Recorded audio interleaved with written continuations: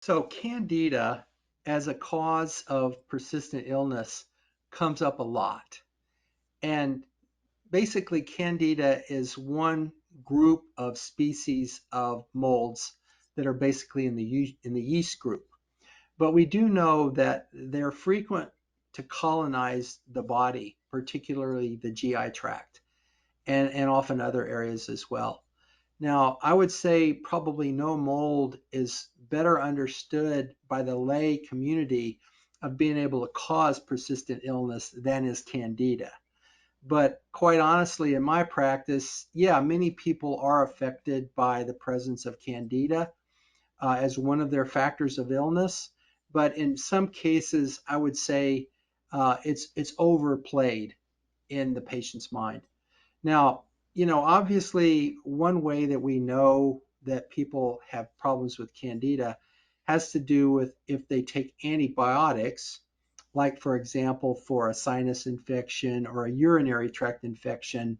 Some people will get immediate symptoms of a localized candida infection. In ladies, it tends to be itching, burning, often vaginal discharge that's of rather sudden onset. And it often overlaps with some symptoms of urinary tract infection as well, burning and with urinating and a need to urinate more urgently.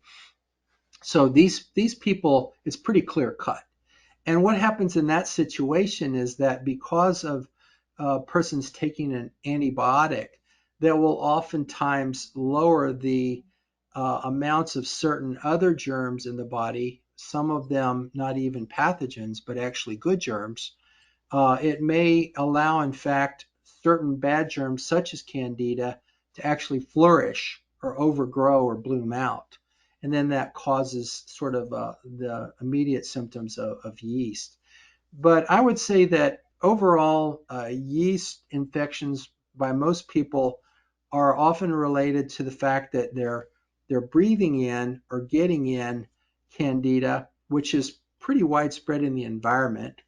Often, interestingly enough, people might be colonized with candida in their oral cavity, and frequently pets might be colonized with candida, even sometimes on their outer coats, so that we're constantly being exposed to many of these species of candida, and oftentimes they're just considered to be um, coexisting with the other germs in our body. But frequently, because of the fact that some of these species of candida can give off toxins, like the mold toxins that cause mold toxin illness, that can be a source of problems in the body. And also, too, sometimes the immune system will respond to the presence of the candida, especially if it's in higher amounts, and that immune response will actually generate more in the way of symptoms. Sometimes I call those immune self-injury symptoms. But honestly, when it comes to somebody suspecting that they have candida, it can be a little difficult to prove it. Just culturing candida is not really necessarily very valuable because most all of us are carrying at least some candida in our nose, throats, intestines, and even in the female area. So just the presence of it isn't going to really make a diagnosis of candida.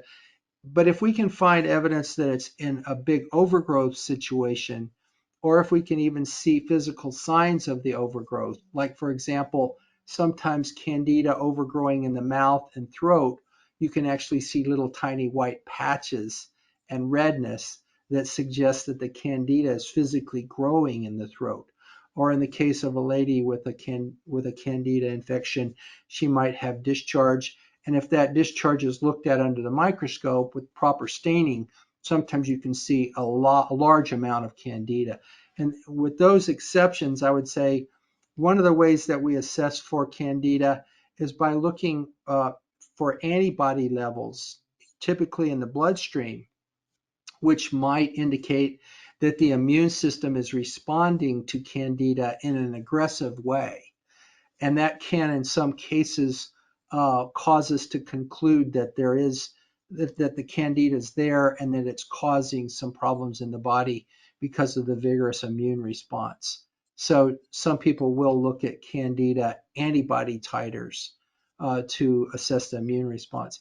Honestly, in many cases, it just comes down to attempts to knock down the candida with various techniques that we have available, such as, for example, there are certain drugs that will kill back the species of candida that are sensitive.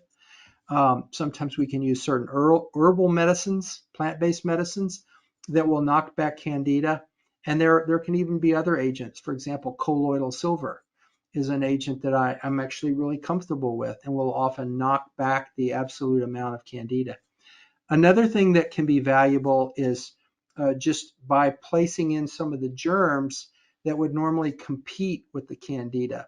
Just like you can take antibiotics and get a candida infection because of decreased amounts of the good germs, sometimes if you take probiotics, you can actually replace some of the good germs, and that will tend to crowd out or reduce the amount of the pathogenic candida. So those are a couple things that you can do. I will say candida, especially in the gut, tends to favor certain foods that will cause it to overgrow. Oftentimes carbohydrates, sugars, ethanol will definitely lead to an overgrowth of candida, especially in the intestinal tract. So sometimes you can just put a person on a candida diet to avoid these foods that will assist the candida to overgrow, that can also be very beneficial. But I've seen so many cases where people thought that their problem was primarily candida, and yet it turned out that maybe there was a factor of candida, but in fact it was other environmental toxins um, on top of their own personal sensitivity, and that candida was not that big of a factor. Sometimes we'll put a person on a very aggressive candida lowering medication, prescription even, and then if after a period of time the patient doesn't show a pretty significant improvement, then you begin to wonder whether or not candida is really that big of a problem for that particular individual.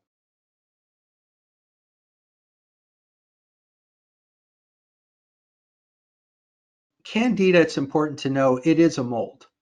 It is basically a genera, which is a group of species, genus, that are within the family of fungi and molds.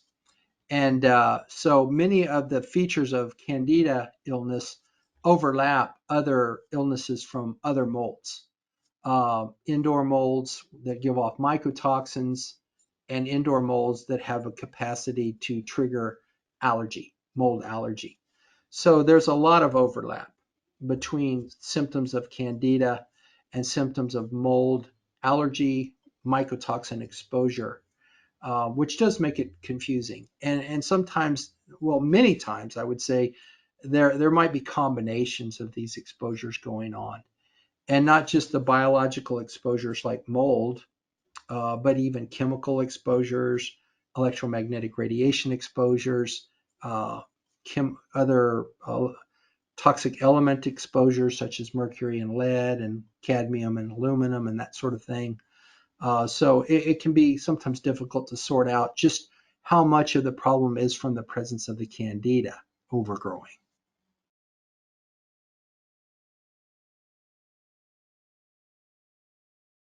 It can, in the sense that I've seen patients that because the candida was raging, that was probably the primary cause of their problem. And if we were able to eradicate the overgrowth, whether it be use of man-made prescription drugs or herbs or changing the diet or other things that we could do, the patients dramatically improved clinically.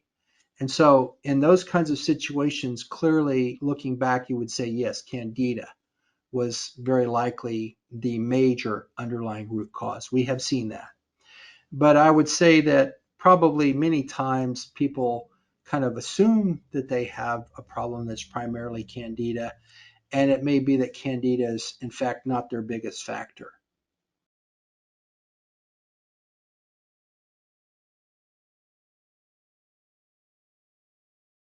When we see people with either a self-assessment that they have candida, maybe based on what someone else has told them, what they've read, it always starts with a really thorough history, especially focusing on their symptom onset and thinking about other possible underlying root causes of environment, such as mold, viruses, chemicals, etc.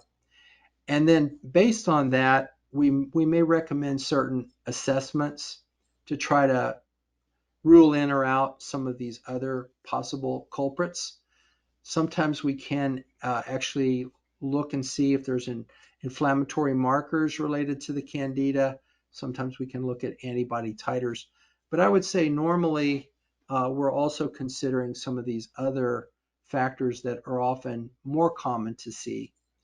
Um, Sometimes it just boils down to saying, why don't we try to treat candida and see what happens to your symptoms? So that's what we call empiric therapy. And when we believe that the therapy is safe and likely to be effective, often that's the best choice, especially if it's an inexpensive therapy. So we'll do that not infrequently. Um, Also, for people that suspect candida, we do pay attention to the factors that make them sensitive to illness overall. And we pay attention to those factors and try to change them in ways that we can, whether it be through changing their diet or looking at their nutritional patterns. A lot of times we spend time thinking about their underlying stress patterns, which will play into symptoms of illness from candida and many other toxins, and deal with those.